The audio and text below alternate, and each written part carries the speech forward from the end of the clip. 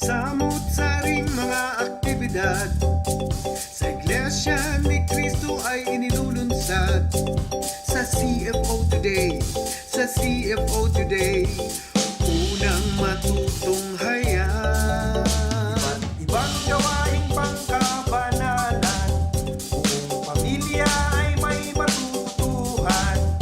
Sa CFO Today, sa CFO Today, unang matutunghayan. CFO Today. CFO, CFO, CFO Today. CFO, CFO, CFO Today. Napakasayang pagmasdan, kapisanan at mga samahan. Mga kapatid sa buong mundo sa aktibidad ay ginagalingan. Punong-puno ng entertainment, siguradong kasayahan. Napakaraming matututuhan ang mga tips sa iba't ibang larangan. Sumakay na sa sports activity, matuto ng bagong recipe. Bumuo ng masayang kanta at mga iba't ibang art. Mga kaalamang pangkalusugan, mga diskarte at pamamaraan. Estudyante, empleyado gaman, lahat tayo makikinabang. Kapatid tayo nasa kasilahan, sumabay tayo sa kaluwagan. Manood sa CFO para always na updated ka. CFO, CFO, CFO Today. CFO, CFO, CFO Today.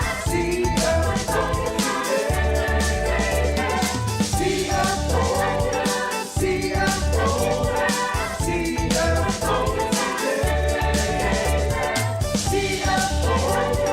CFO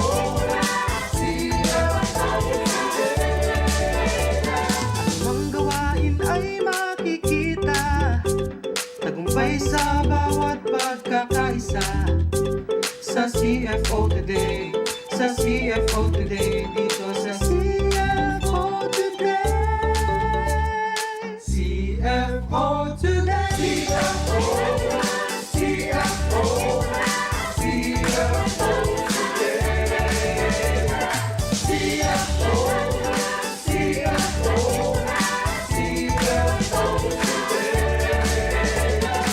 CFO Today, CFO Today, CFO Today now. CFO Today, CFO Today, CFO Today, CFO Today now. CFO Today, CFO Today, CFO Today, CFO Today now. CFO Today, CFO Today, CFO Today, CFO Today now.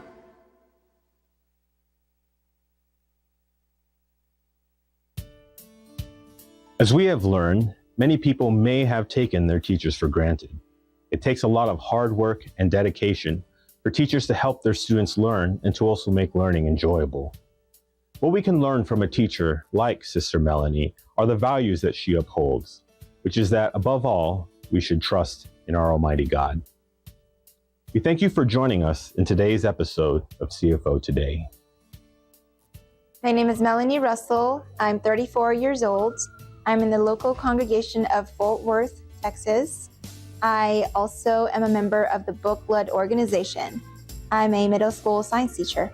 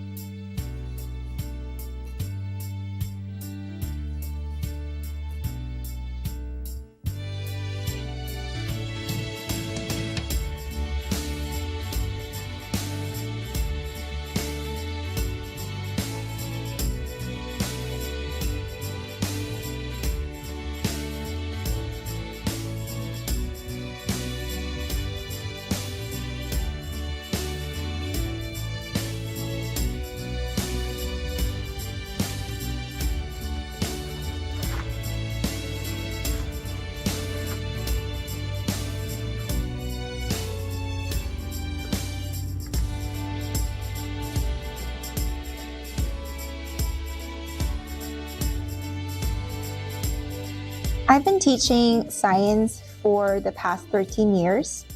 I taught high school for 5 years, and the last few years I've been teaching 8th grade science.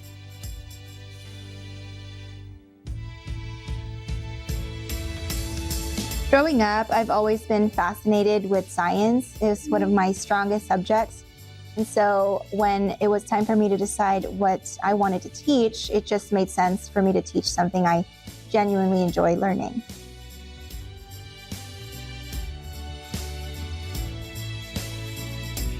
In the state of Texas, there are two main ways that someone can become a teacher. So the first one is obtaining a degree in education. Another route you can take if you have a degree but it's not in education is by going through what's called alternative certification, where they look at your degree and you take some classes, and after taking those classes you can start teaching in Texas.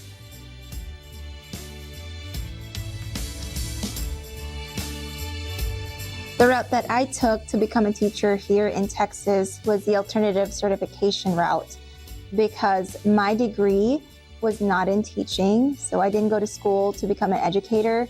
I obtained a degree in public health, which has a lot of science courses, which I thought was perfect for what I wanted to do in teaching.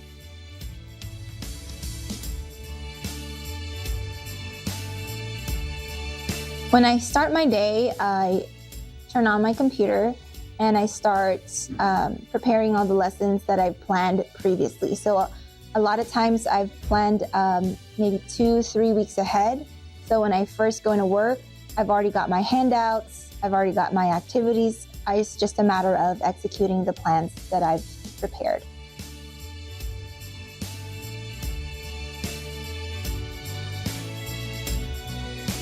One of the most challenging things about being a teacher is trying to support a student that is struggling because they don't have the support at home.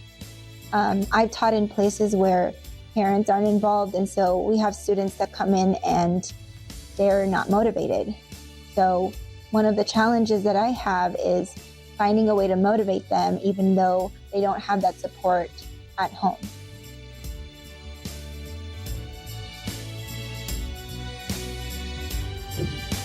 My journey as a teacher has been an interesting one. My first 5 years, I taught biology in an inner city high school in Houston. I remember struggling a lot trying to manage my classroom and establish the rules and expectations. Just like many first-year teachers, I also struggled to find ways to make my lessons engaging and to motivate students who frankly didn't want to be there.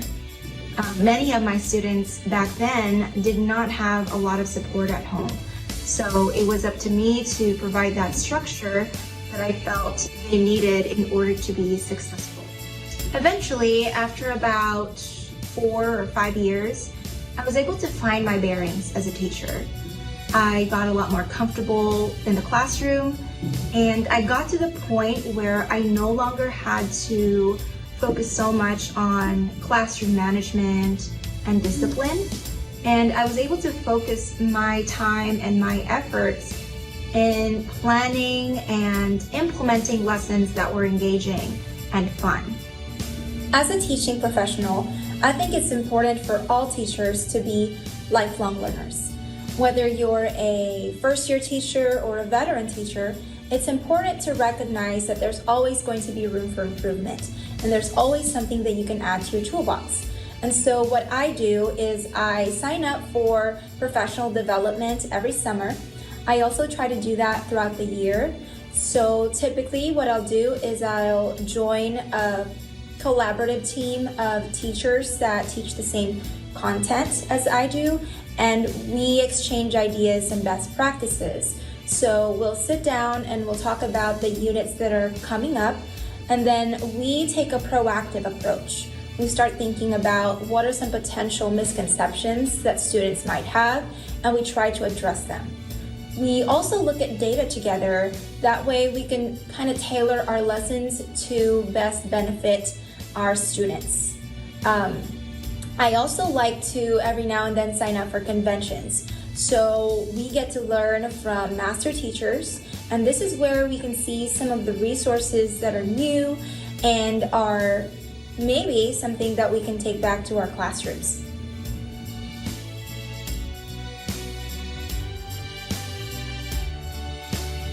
Some of my favorite moments as an educator are the ones that take place in the lab. I spend a significant amount of time planning lessons that involve hands-on activities and lab investigations for each unit. So whenever I see my students enjoying themselves as they collaborate and engage in critical thinking and just having fun while they're learning, makes all that extra time and effort worth it. So lab days are definitely some of my favorites. Those moments at the end of the year where students are getting their results from the state exam. I have a lot of students who had very low confidence at the beginning of the year. They have a lot of self-doubt, and then they get their results and they end up doing really well in their state exam. So for me, I find it just really awesome to see students grow and to see students find out just what they're capable of.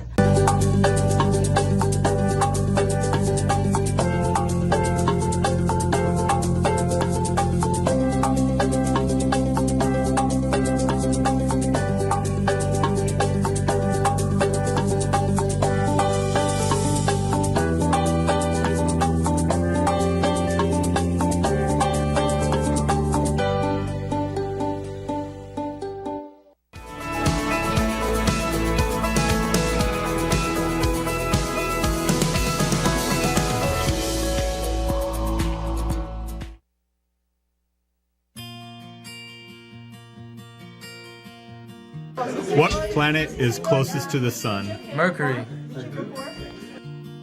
What element is a diamond made of? Carbon. The sun is made up of what element? Gas. Plasma. Hydrogen. What is the charge of a proton? I think it's positive. What is the largest organ on the human body? Largest organ. Is it the skin? You're right. So I'm right? Yeah. Nice!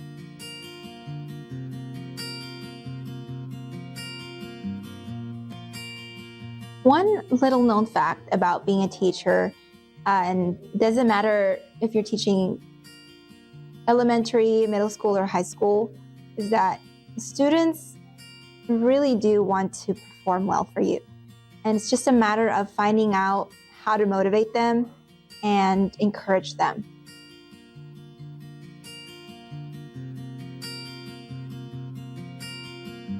So one of the things that I do to make my classes engaging is I do a lot of games, and I use positive reinforcement.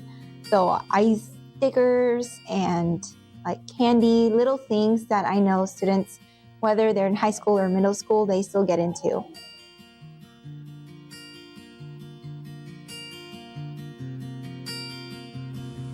As a teacher, I use technology in a variety of ways. I use technology to present information. I also use technology to reinforce learning throughout the unit. Typically, I will use technology to also track student progress. So a lot of times at the beginning of a unit, I'll do a quick pre-assessment. What that means is just trying to figure out what do the students know at the beginning of the unit. And then during the course of the lesson, I'll just do some quick checks for understanding. And then at the end of the unit, I'll use technology to assess their learning. So it's a great way to track their progress throughout the unit. I also use technology to kind of make things fun and exciting. So for example, instead of just giving students a review packet, I'll take those questions and put them in a game format. So not only are they reviewing the topics that we've learned And they're also just enjoying themselves, and I'm tapping into their competitiveness. So these are just some past projects that I've had students work on. I try to encourage them to be creative and have fun with it. So this is a boar model. I had students 3D print boar model and kind of include that in their projects. So this is my classroom. I like to put pictures on my door so that the students can kind of see what I do outside of school, a bit of pictures of my family. I also have my tutoring hours here as well as my degree. At the beginning of the year, we do establish what's called a social contract. So we write down words that we think the classroom should feel like and sound like, and we all sign it at the end. So if we ever have a lab activity, this is where I typically prep for that lab. So we have all of our glassware and the different tools that we have for measuring, etc.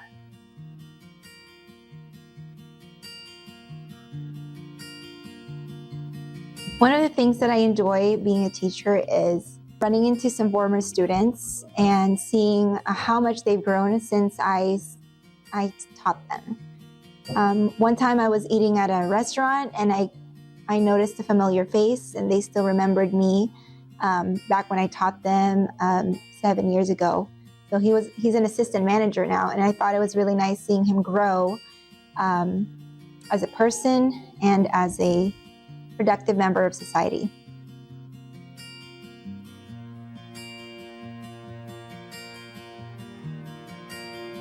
One of the most rewarding things that I've experienced in my career is a student who reached out to me a few years ago. I taught them when they were in 9th grade. I was teaching biology at the time, and this was maybe about 10 years after I had them.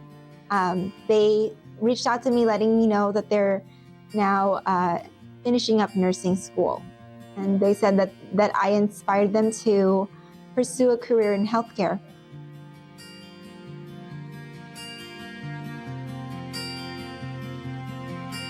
So one advice that I have for anyone who's interested in pursuing a career in teaching is just focus a lot on classroom management. So having those structures in place, having procedures in place will really help not just the students, but you as a teacher.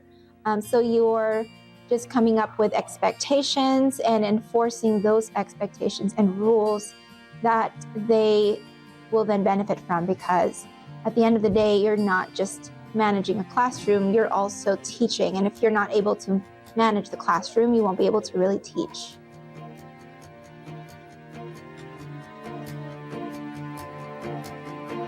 As an educator, I enjoy a pretty decent work-life balance. My typical day starts around 8:15, 8:30, and I'm done by 4:30 or 5. And so it leaves a lot of time, not just for myself and my family, but also for church. So my weekends are free. I have summer break, winter break, and all of the holidays that you can think of, which helps me to free up time for my duties and also to help support the activities of the church.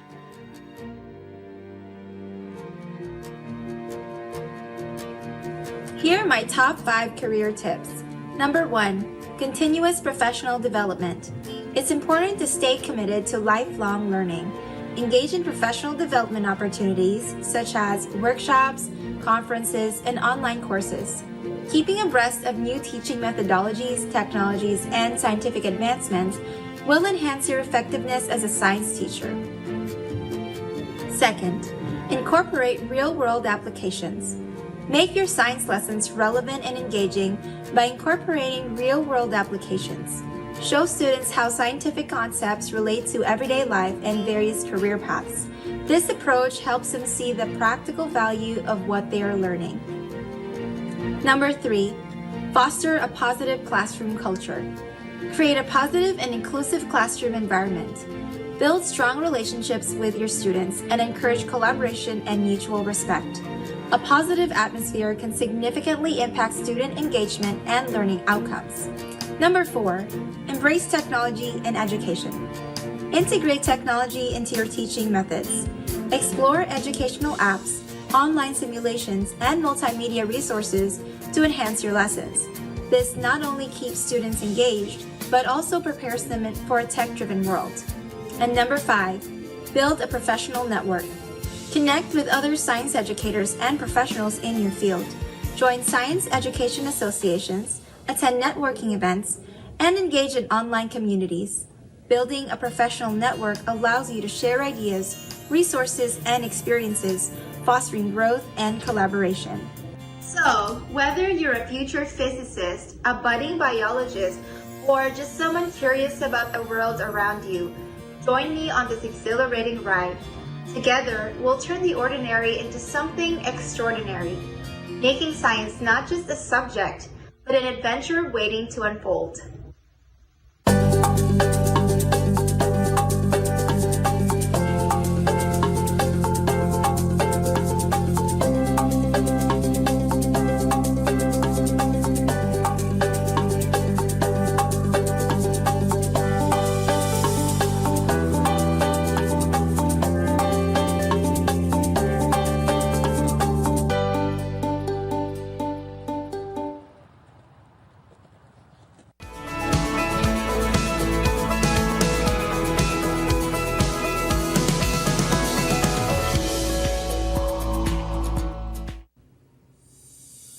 Hello, I'm Brother Ricky Bonares, and I am from the locale of Dallas, Texas, in the District of South Central States.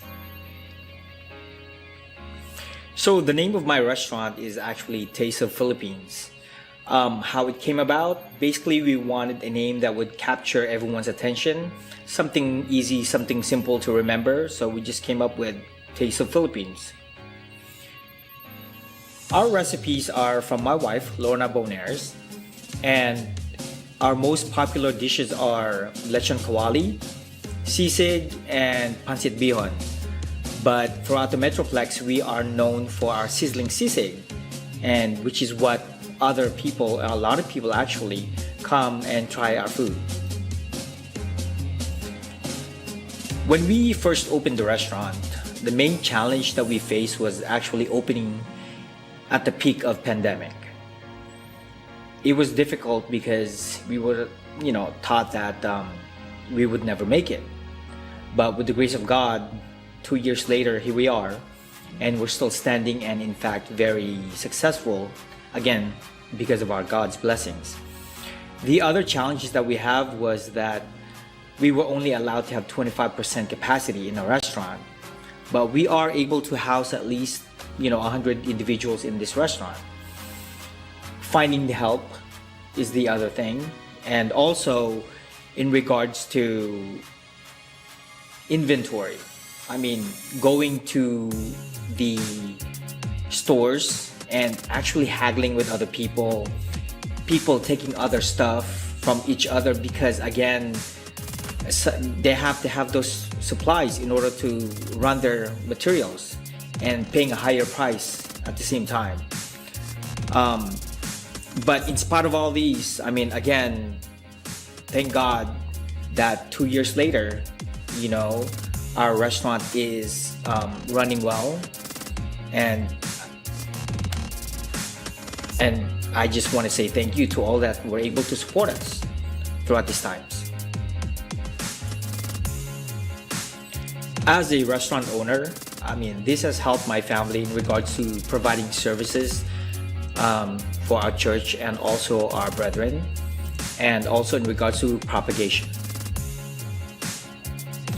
With our restaurant, we are able to cater a lot of our church events, for one thing. The other thing is that we are able to provide pasugos and INC media cards, as well as INC media videos playing on our TV screens for our customers to view while they are dining in. Starting a business is really not a joke. It is a lot of work, and you have to do your homework, literally. Starting a business like ours, like this restaurant, first, I mean, you have to have the money to begin with. So that will support you in regards to your journey to opening your own restaurant. The second thing is basically just like buying a house. You need to know your location. It's all about location. So you need to know about your competitors.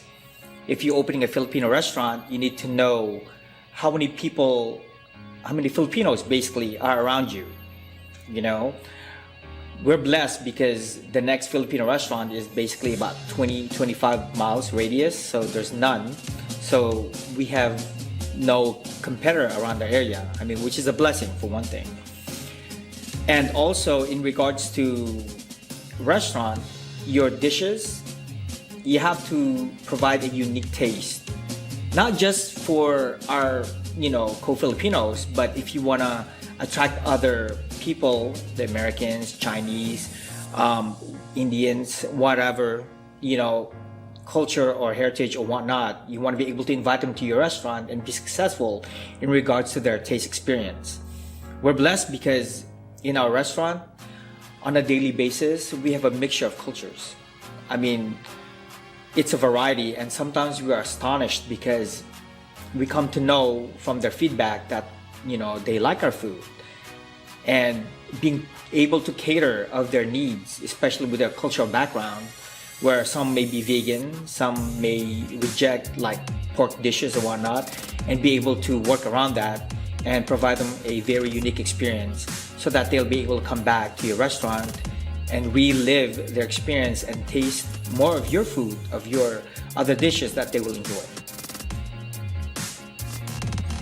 But the most important thing that you should add to your do list on a daily basis in regards to creating your own business is basically trusting what God can do for you. Your hopes, your dreams, your aspirations, nothing can be realized without the help of God. So being prayerful, embrace your duties for one thing and be able to perform them with the best of your ability and with your heart. I mean, God will reciprocate.